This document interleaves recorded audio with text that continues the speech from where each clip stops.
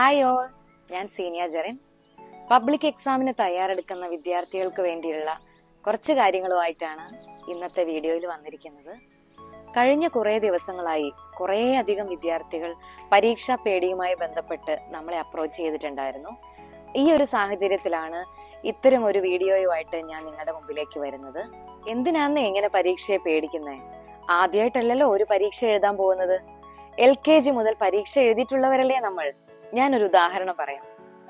നിലത്ത് വിരിച്ചിട്ടിരിക്കുന്ന ഒരു പലകയുടെ മുകളിൽ കൂടി നമ്മളോട് നടക്കാൻ പറഞ്ഞാൽ നമ്മളെല്ലാവരും വളരെ ഈസി ആയിട്ട് നടന്നു പോകും, അല്ലേ?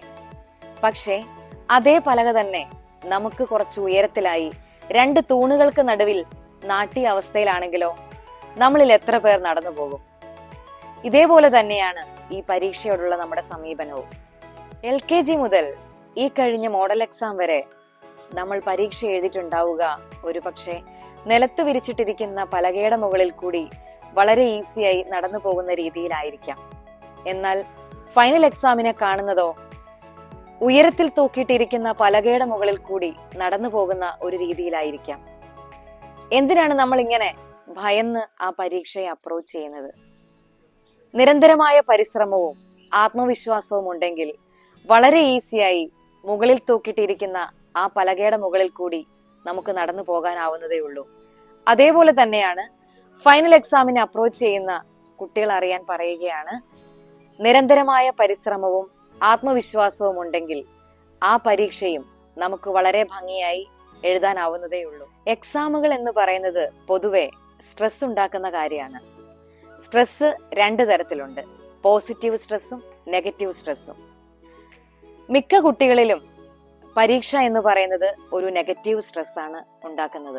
നെഗറ്റീവ് സ്ട്രെസ് ഉള്ള കുട്ടികളിൽ പൊതുവെ കണ്ടുവരുന്ന ചില ലക്ഷണങ്ങൾ ഞാൻ ഇനി പറയാം.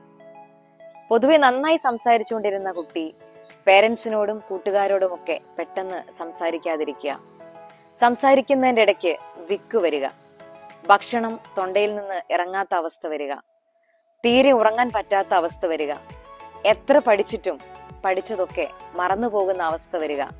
ഇതൊക്കെ പൊതുവെ കുട്ടികളിൽ കണ്ടുവരുന്ന ചില ലക്ഷണങ്ങളാണ്. പരീക്ഷാ പേടിയുള്ള കുട്ടികൾ മനസ്സിലാക്കാനുള്ള കുറച്ച് കാര്യങ്ങളാണ് ഇനി ഞാൻ പറയുന്നത്.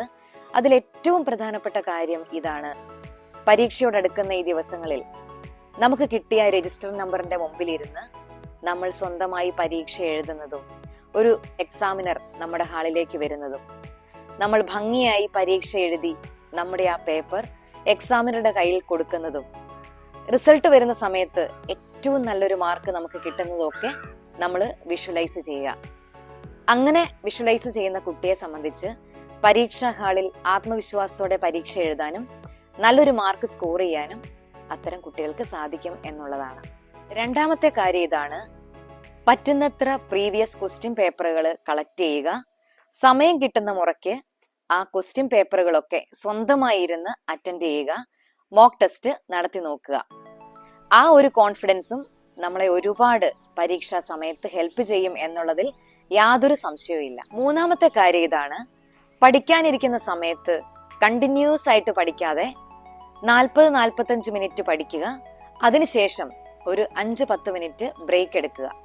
ആ ബ്രേക്ക് എടുക്കുന്ന സമയത്ത് മനസ്സിന് ഇഷ്ടമുള്ള ഒരു കാര്യം ചെയ്യാൻ വേണ്ടി ശ്രദ്ധിക്കുക. ഫോർ എക്സാമ്പിൾ, നന്നായി വരയ്ക്കുന്ന ഒരു കുട്ടിയെ സംബന്ധിച്ച് 40-45 മിനിറ്റ് പഠിച്ചതിന് ശേഷം ഒരു 10 മിനിറ്റ് ബ്രേക്ക് എടുത്താൽ ആ കുട്ടിക്ക് ആ സമയത്ത് വരയ്ക്കാവുന്നതേ ഉള്ളൂ. ആർട്ട് വർക്കുകൾ ചെയ്യുന്ന കുട്ടിയാണെങ്കിൽ പഠിച്ചു മടുക്കുന്ന സമയത്ത് 5-10 മിനിറ്റോ ആർട്ട് വർക്കുകൾ ചെയ്യാം. അങ്ങനെ പഠിച്ചു മടുക്കുന്ന ആ ഒരു ഗ്യാപ്പിൽ, നമ്മൾ എടുക്കുന്ന ആ ഒരു ഗ്യാപ്പിൽ നമുക്ക് മനസ്സിന് ഇഷ്ടമുള്ള കാര്യം ചെയ്യാനായി ശ്രദ്ധിക്കുക. മറ്റൊരു കാര്യം ഇതാണ്: എത്ര നേരം കണ്ടിന്യൂസ് ആയിട്ട് ഇരുന്ന് പഠിച്ചു എന്നുള്ളതല്ല പരീക്ഷയ്ക്ക് മാർക്ക് കിട്ടാനുള്ള മാനദണ്ഡം എന്ന് മനസ്സിലാക്കുക. അതുകൊണ്ട് നന്നായി ഉറങ്ങുക, നല്ല ഭക്ഷണം കഴിക്കുക. മറ്റൊരു പ്രധാന കാര്യം ഇതാണ്: പഠിച്ച കാര്യങ്ങൾ കൃത്യമായിട്ട് എഴുതണമെങ്കിൽ ആവർത്തിച്ചിട്ടുള്ള വായന വളരെ പ്രധാനപ്പെട്ട കാര്യമാണ്. അതുകൊണ്ട് കഴിഞ്ഞ ആഴ്ച വായിച്ചതാണല്ലോ എന്ന് കരുതി ഇന്ന് ആ പാഠഭാഗം എടുക്കുമ്പോൾ വായിക്കാതിരിക്കരുത്. വീണ്ടും വീണ്ടും ആവർത്തിച്ചു വായിച്ച് മനസ്സിലാക്കി പഠിക്കുക. ഈ ചെറിയ ടിപ്സുകളൊക്കെ നിങ്ങൾക്ക് ഒരുപാട് ഉപകാരപ്പെടും എന്നാണ് ഞാൻ വിശ്വസിക്കുന്നത്. ഒരിക്കൽ കൂടി എല്ലാ പ്രിയപ്പെട്ട കുട്ടികൾക്കും വിജയാശംസകൾ നേരുന്നു. Thank you.